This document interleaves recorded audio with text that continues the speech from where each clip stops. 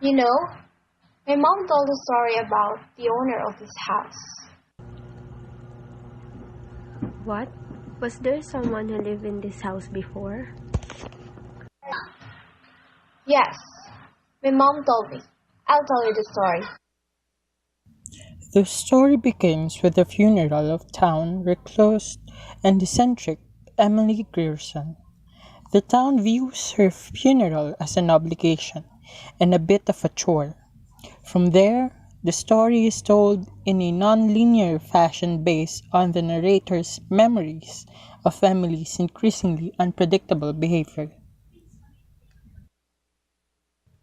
Emily's family was once Southern aristocracy, and after the Civil War, they fell on hard times.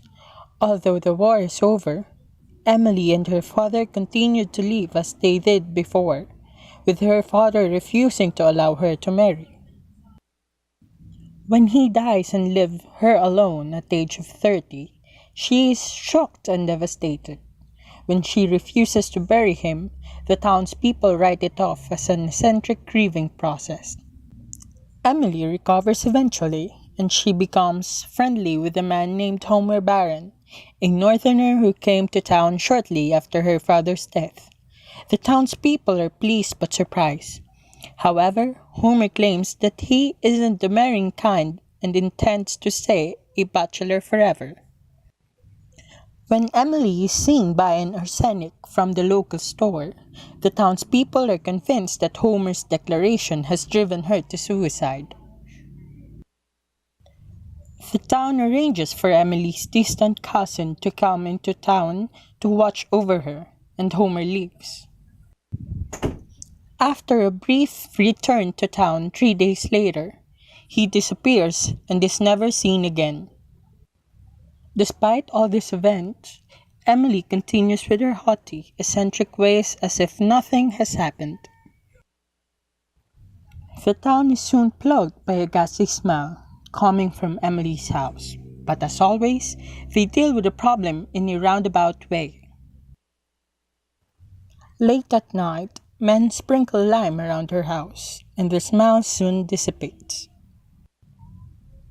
The mayor decides to waive Emily's taxes under the pretense of paying back her father after his death, and Emily is left alone in her house. Years later, with a new generation of leaders in office, Emily insists on the same arrangement.